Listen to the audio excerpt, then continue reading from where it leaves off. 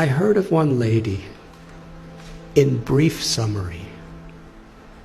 She was born in a poverty-stricken village in Maharashtra, India. She never really had any education. When she was a little girl and wanted to go to school, her family made her take care of the buffaloes. When she was 8 years old, she was married. I think actually she was 9 years old. She was married to a man who was about 30. By the time she was 19, she had 3 sons, and she was pregnant. A mafia type of person who was exploiting the people of the village was especially forcing the women of the village to work really hard and paying them practically nothing. And everyone was afraid. But Sindhutai told the local collector, who was overseeing the police, and that person was stopped from what he was doing. But he was so angry. He went and told Sindhutai's husband a lie. He said, "You are such a fool. Your wife is having affairs with so many men. In fact, the child that is within her womb is my child, not yours. I've been having sex with her. If you don't kill the child and kill her, I will kill you." So the husband, the girl's 19 years old, he kicked her in the chest, not in the chest, in the stomach, repeatedly, to kill her and the child. She laid unconscious. He thought she was dead. So he dragged her to a cow shed where a whole herd of cows are being kept, thinking that people will feel that the cows just trampled her and that's how she died. So she laid there unconscious. And when she woke up, she said, she found one cow standing right above her, protecting her. There were all these buffaloes and oxen and cows walking, and they would have certainly trampled her. But this cow was keeping everything away from her. And even when the in-laws came to make sure she was dead, the cow chased them away with their horns and stood over her. She came to consciousness and gave birth to a baby girl under the cow. And she said she took a rock and cut her umbilical cord. Took about 20 slices to get free from it. And for hours and hours, the cow protected. And Sindhutai, when she got enough strength, she embraced the cow and promised, "As you protected me when I was in great need, I will protect others who are in need." It's a long story, but no one would have her back. Her own family rejected her, her biological family, because according to their tradition, once you're married, you could never come back home. A foolish tradition, as many are these days. In order to not be exploited, she was sleeping in a crematorium with her little baby child. And she would collect wheat that people would put around the dead bodies, and she'd mix it with water and cook it on the fires of the dead corpses. It became such a depressing life for her. She decided, I don't want my child to live like this. So she was going to commit suicide. She went to a railway track with her child in her arms and laid waiting for the train to crush them. But as she was laying there, she heard someone crying in anguish. So she got up and she found an old man who was crying out. He was crippled. He was very, very invalid. He was crying for some food and water, so she went and begged and got him food and water. And she was thinking that old man was the voice of God. She called Krishna. She said, was telling me that I had a higher purpose in life than to commit suicide. I have something to do, something to contribute to this world. But then later in the day, she was sitting in a field wondering, what am I going to do? I have nothing. I have no one. How can I help anyone? She was under a tree, and she saw that there was a branch of the tree that a woodsman with an axe had violently cut. The branch was just hanging by a single string.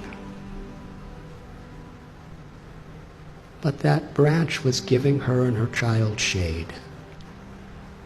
So she was thinking, this is the answer. However much I have been beaten down, still I could do something for others.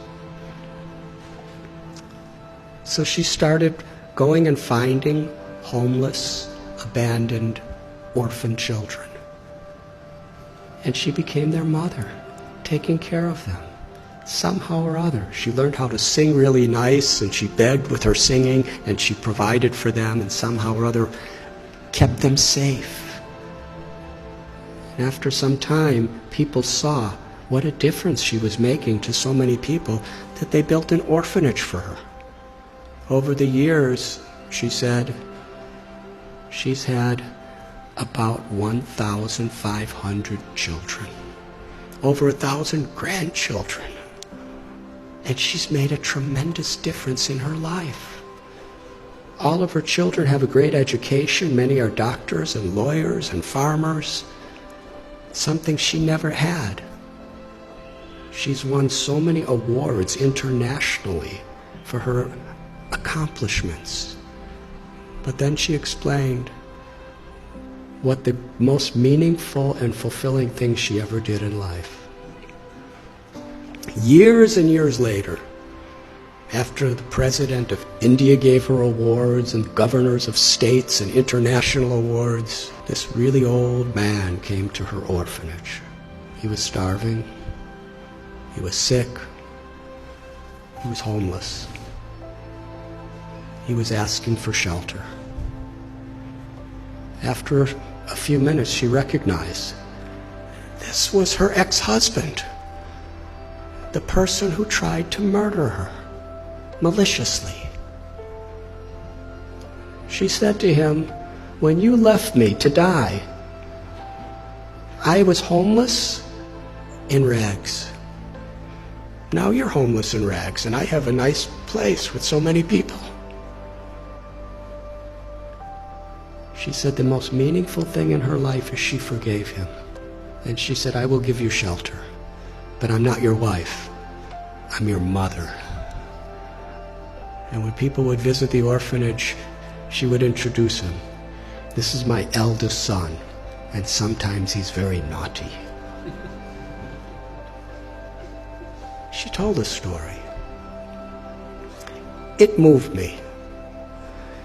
So at one place, I shared this story, and somehow it was on YouTube. And in her orphanage, someone showed it to her. So she wanted to meet me. So in Pune, I met her. And she was with a couple other people. And we spoke for about an hour together. It was a wonderful conversation. And afterward, there was one lady who was sitting next to her, who was just beaming with smiles the whole time, but didn't say much of anything. And when I was just about to leave, Sindhutai said, I want to introduce you to this girl. She's the one who was born under the cow. She's now a medical doctor, and she's taking charge of one of our orphanages. And then she said to me, I consider all of the tragedies in my life to have been gifts to empower me to make a difference to others. She considered it all the grace of God. She said, "My life has been a road with many thorns, but I made friends with those thorns, and my life became beautiful, and I could give beauty to so many other people's lives." That's one little example of influence without affluence. The power of compassion is far greater than anything that money can do. But when money and knowledge and strength and skills are built on the foundation of that compassion, then not only is our own life enriched beyond our comprehension, but we could make such a difference. We can have such an influence in the world. Each and every one of us, whoever we are. Because everyone is so inherently special. And nothing and no one can take that away from us, as long as we are aware. To be an instrument of compassion, an instrument of grace, is the true influence, beyond affluence. Thank you very much.